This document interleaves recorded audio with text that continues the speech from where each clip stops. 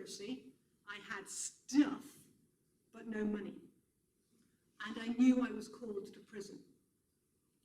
I was welcomed in to my family. 18 years later, I'm still living with them. They keep me grounded. Alison is a parish priest, David is a school chaplain, and Nathan, my youngest godson, has just been licensed as the youngest reader in the country. If I ever think what I do is big or clever, they remind me very clearly it is not. They keep me rooted and they pray for me every day. And it is them who gave me the courage and the confidence to apply for the job I now hold. And it's in God's strength only that I serve to deliver that. It could not be more lonely doing what I do. And hearing others speak, that is something we feel as chaplains. And having the correct networks to support us matters. I don't fit. In my parish church, I choose to make the coffee. I'm on the coffee road. I'm an ordinary person in a pew because that's what I need to be. But in prison, I can't be friends with the chaplains too much because I'm their boss. I'm not a governor. I don't fit. And I think finding our fit and our support hugely matters. Zoom people.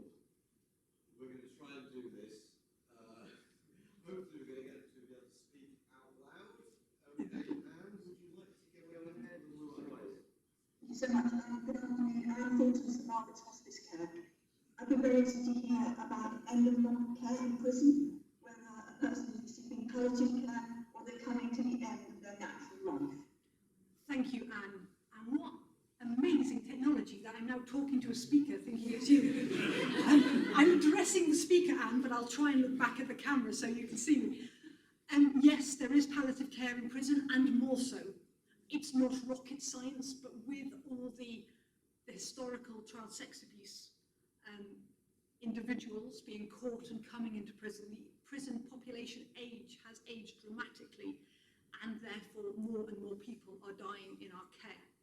We have specific suites where, when we know somebody is dying, where they can go to, which are larger cells, where family members can be alongside them, where the chaplain can be there, where medical care is available, obviously, 24/7. But we also do all we can, that if we know somebody is at end of life, and they are not still at risk, and don't kid yourself, people dying who are so broken can still offend. But whose risk is lessened, then we will release them into the community for care there. They still remain under our jurisdiction, but they're allowed to die at home or at hospital with dignity. And for those of you who work in hospitals, I'm sure you will have often seen prisoners come in handcuffed to staff, to beds, to goodness knows what. But at that point of death, if at all possible, the physical restraints are removed. And often, people like me are sat there holding the hand of the individual whose family have rejected them, whose friends have walked away. And yet our joy is to be there and pray with them at that point of death. And that is a huge gift. So we can release or we can care. And we strive to do both. I'll take one more question really quickly, and then I think Mike needs me to finish. Padre. Helen, thank you so much for what you've shared. You titled your talk Holding On to Hope, I think, is that right? Yep. Just that whole concept of hope in prison, how do you sort of share that hope or pass some of it back to somebody who clearly has no hope or whose hope has evaporated? I am not allowed to proselytize. I cannot tell anyone to follow Christ, and in Christ you will find salvation. I'm not allowed to do that. The rules forbid it. But I can live my life with joy and hope optimism, so that the person smashing up the cell in the SEG on dirty protest or whatever, who sees me for the 5th day in the row in a hazmat suit, goes, "Why are you here, chaplain?" And I go, "Because I believe you are lovable, and I believe Christ loves you." And for me, the hope in prison is that hope of transformation. And when we see individuals' life change, when we bring people to baptism and confirmation, when we see them reunited with their families and beginning again, a very, very quick story. I dealt with a guy for months. I played pool with him. I even allowed him to beat me. All right, he beat me naturally. And we talked, and he had his family backing him. He had everything. And I said to him, "When you go from this place, I never want to see you again, because I believe in you. You can do this." And he went out, and I walked him to the gate, and I shook his hand, and as a free man, I even gave him a hug. And I went, "I never want to see you again." As I was leading the Christmas Day service, this young man sheepishly came in. I have never been so full of anger behind an altar in my life. I prayed for grace, I led the service through clenched teeth, and then I came to see him and said, "What in Fraggle," I was in church, "are you doing back here? You promised me." And he looked me in the eye and he said, "Helen, you taught me that to wipe the slate clean, I had to be truly honest. So I left here. I walked back to the police station. I declared everything that I had done. I am back here because you believed in me. But I promise you, I will never come back again." I'm covered in goose pimples now. I was covered in tears then. He never did come back. He's in the music industry now. And that is the hope I hold, that everybody in God's strength can change. And that's why I do what I do.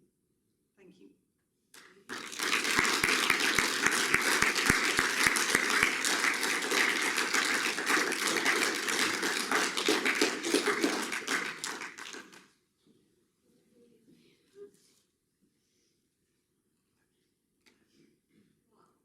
Helen, thank you so very, very, very much.